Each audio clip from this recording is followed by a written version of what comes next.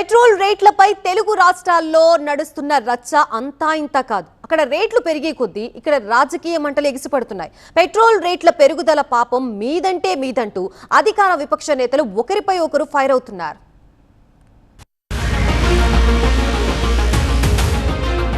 మొన్న పెట్రోల్ డీజిళ్లపై 3 రూపాయల చొప్పున ధర పెరిగింది. ఇప్పుడు పెట్రోల్ పై 87 పైసలు, డీజిల్ పై 91 పైసల ధర పెరిగింది. మున్ముందు కూడా పెరిగే సంకేతాలు కనిపిస్తున్నాయి. ఈ పరిస్థితుల మధ్య తెలుగు రాష్ట్రాల్లో పొలిటికల్ ఫైట్ మొదలైంది. రోడ్డెక్కి నిరసనలు తెలపడం, ఒకరిపై ఒకరు విమర్శలు చేసుకోవడం లాంటి చర్యలతో రాజకీయం హీటెక్కుతోంది.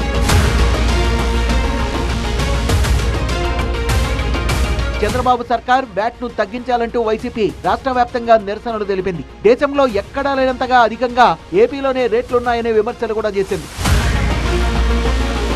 వైసీపీ తీరుపై తీవ్రంగా మండిపడుతోన్న అధికార కూటమి తాము అధికారంలోకి వచ్చాక పెట్రోల్ డీజిల్పై 1 పైసా కూడా పెంచలేదని క్లారిటీ ఇచ్చింది. జగన్ అధికారంలో ఉన్నప్పుడు విధించిన వ్యాట్ పై ఇప్పుడు వైసీపీ వాళ్లే ధర్నా చేయడం దురదృష్టకరమంటూ విమర్శిస్తున్నారు టీడీపీ నేతలు. మీరు పెంచిన ధర మీద, మీ నాయకుడు జగన్మోహన్ రెడ్డి పెంచిన ధర మీద ముఖ్యమంత్రిగా మీరు ధర్నాలు చేస్తున్నారు.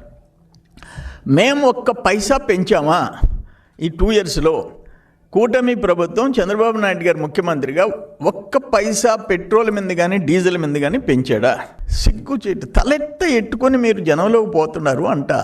మీరు పెంచిన రేటు మీద మీరు, ఇది ఎట్టుందంటే ఏదో సామెతలాగా ఉంది. అట్లా ఇది దుర్మార్గమైన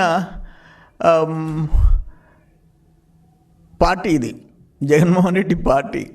తెలంగాణలో కూడా సేమ్ సీన్. కేంద్ర ప్రభుత్వ తీరుపై కాంగ్రెస్ విమర్శలు చేస్తోంది. తక్షణమే రేట్లు తగ్గించాలంటూ కేంద్రాన్ని డిమాండ్ చేస్తోంది కాంగ్రెస్.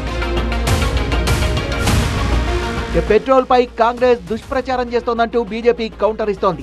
అప్పట్లో కాంగ్రెస్ అధికారంలో ఉన్నప్పుడు చేసిన తప్పుల వల్లే ఇప్పుడు ఆయిల్ రేట్లు పెరగడానికి కారణమంటూ విమర్శలు చేస్తోంది కమలం పార్టీ. పెట్రోల్ రేట్లపై బీఆర్ఎస్ కు గానీ కాంగ్రెస్ కు గానీ మాట్లాడే అర్హతే లేదంటోంది బీజేపీ.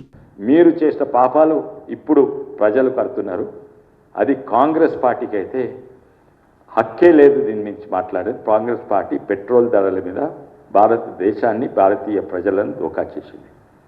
మరి తెలంగాణ కాంగ్రెస్ అండ్ తెలంగాణ టీఆర్ఎస్ వాళ్ళకు ఇంకా హక్కు లేదు. ఎందుకంటే అన్నిట్లెక్కువ పెంచింది తెలంగాణ.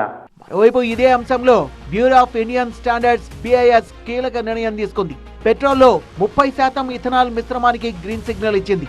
E22 22% నుంచి E30 30% వరకు కొత్త ప్రమాణాలని నోటిఫై చేసింది కేంద్ర ప్రభుత్వం. క్రూడ్ ఆయిల్ దిగుమతుల భారాన్ని తగ్గించుకోవడమే లక్ష్యంగా ఈ నిర్ణయం తీసుకుంది కేంద్ర ప్రభుత్వం.